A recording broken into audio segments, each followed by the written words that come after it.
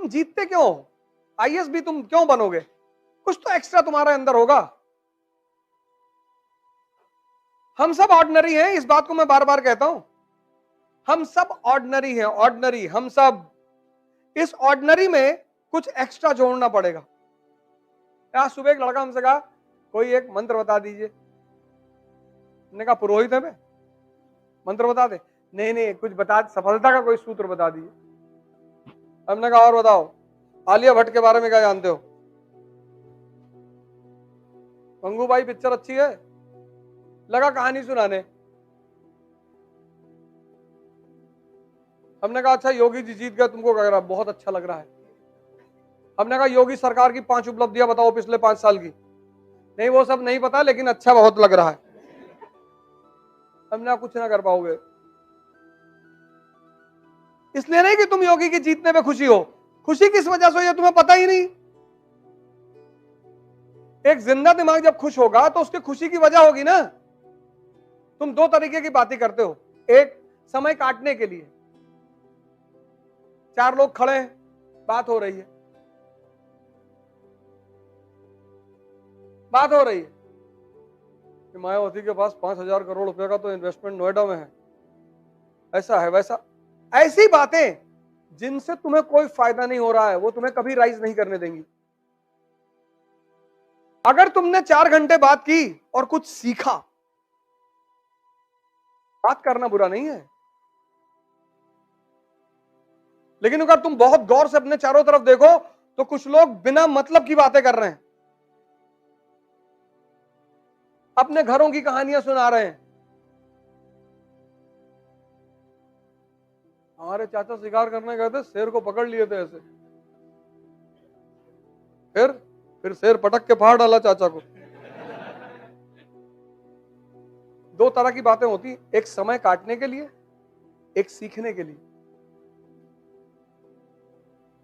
कुछ लोग हैं रात रात भर मूवी देखेंगे, रात रात भर सीरीज देखेंगे, रात रात भर पिक्चर देखेंगे, और उनको तुम राम कथा में बैठा दो, उनको नींद आने लगेगी।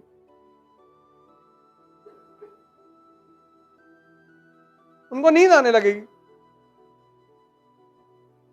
मुंबई में एक आदमी है, वहां पे एक सिनेमा हॉल है राजकमल, बांद्रा स्टेशन पे शायद, या बीटी पे। वहां वो वाली मूवी आज तक चल रही है, हम दिल वाले दुल्हनिया ले जाएंगे, आज तक चल रही। वो बंदा डेली देखने आता है।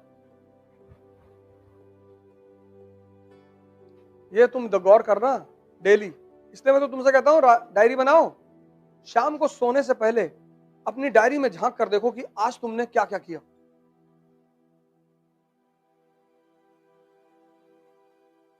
तुम पंडितों पे चर्चा कर रहे हो कि पंडित जात अच्छी नहीं हो, ये है वो है।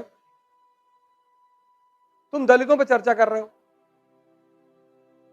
4 मुसलमान बैठे हिंदुओं को गाली दे रहे हैं। अगर इस तरह की तुम्हारा दिनचर्या है तो तुम छोड़ दो, ये तैयारी तुमसे नहीं हो पाएगी, तुम कभी नहीं कर पाओगे, गारंटी। क्योंकि दिमाग में एक ही चीज सेव होगी, चाहे ड्रामा सेव कर लो, चाहे थ्योरी सेव कर लो, और सेव जरूर होगी। और ऑटो फंक्शन है दिमाग का, कुछ चीजें खुद ही सेव कर लेता है, तुमको कहने की जरूरत ही नहीं है। दोस्ती जाति पर नहीं होती, शाही वर्ग की। अखिलेश यादव और योगी दोनों दोस्त हैं पक्के, तुम्हारी नजर में दुश्मन होंगे। अखिलेश यादव फोन करेंगे ना अभी योगी जी को, सारा काम होगा उनका, क्योंकि सत्ता परिवर्तन का खेल है। आज हमारे पास है, कल तुम्हारे पास है, यही तो है शाही वर्ग। कितना गाली दिए चुनाव भर दोनों एक दूसरे को, कितना दिए, लेकिन फिर भी दोस्त है। और आम आदमी एक दूसरे को देख के मुंह घुमा ले रहा। दुनिया में 2 तरह के लोग थे, हैं, और कयामत तक रहेंगे। कयामत तक कोई उन्हें काट नहीं सकता। एक, एरिस्टोक्रेसी, शाही वर्ग,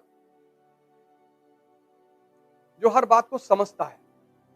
वो समझता है कि जितने चीजें इंसान ने बनाई हैं, वो इंसान के इस्तेमाल के लिए हैं। धर्म किसने बनाया? इंसान ने। जाति किसने बनाई? इंसान ने।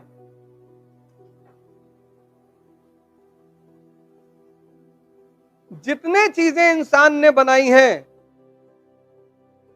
और ये दोनों तबके जो हैं, एरिस्टोक्रेसी और कॉमन पीपल, ये कभी साथ में नहीं रहते। तुम्हारे कानपुर में एक इलाका होगा जहां सिर्फ शाही लोग रहते हो, तुम उसको कहते होगे कि बहुत पॉश एरिया है। ऐसे तुम इंडस वैली सिविलाइजेशन में पढ़ोगे, अपर टाउन एंड लोअर टाउन, और ये कयामत तक रहेगा, ये खत्म नहीं होगा, ये कयामत तक रहेगा।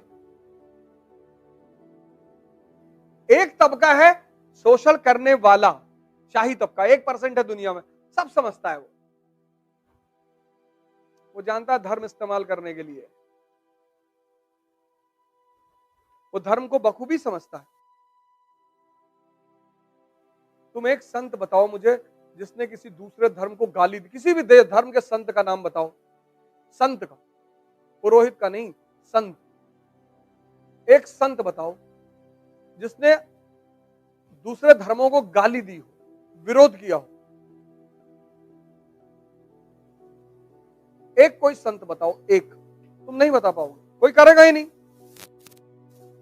संत मतलब जिसको धर्म समझ में आता है, पुरोहित मतलब जो धर्म का धंधा करता है। एक संत बता दो इतिहास में, एक संत बता दो जिसने अपने धर्म के अलावा दूसरे के धर्मों को गाली दी हो ही नहीं सकता, संभव ही नहीं है। और ये दोनों सेक्शन कयामत तक रहेंगे, एक शोषण करेगा और दूसरे का होगा। और ये षड्यंत्र है। अब एक आदमी कितनी चीजों से बंधा होता है? एक्स, ये अपने शहर से बंधा होता है, ये अपने कास्ट से बंधा होता है, ये अपने रिलीजन से बंधा होता है, ये अपने रीजन से बंधा होता है, ये अपने परिवार से बंधा होता है।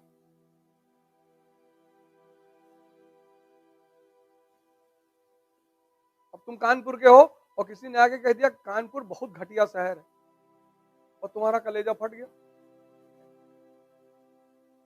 यार कानपुर को घटिया बोल दिया, ये कल से आना नहीं है कोचिंग में, बिना मतलब उलझ गए तुम। जिस दिन ये निकलेगा पत्थर मार के भागेंगे इसको। अब तुम पढ़ नहीं पा रहे हो, तुम्हारा ये आज्ञा चक्र फंस गया। चलो किसी ने तुम्हारे जाति को गाली दे दी, यादव वादव ये सब भैंस चुराते हैं, अरे बैठ गए। फिर किसी ने तुम्हारे धर्म को कह दिया, अरे बहुत बेकार धर्म। कौन सा? अरे भाई बहुत।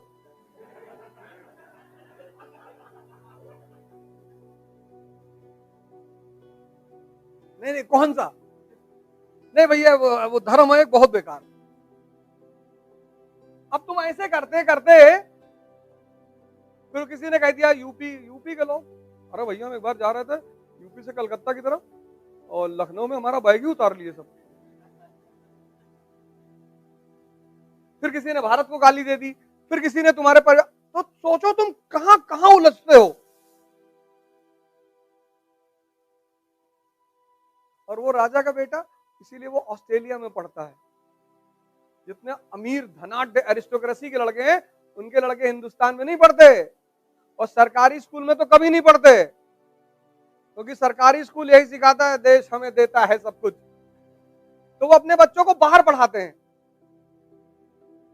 कि इसका किसी से लगाव ही ना पैदा हो। तभी तो उनके बच्चे आकर यहां तुरंत शासक बन जाते हैं।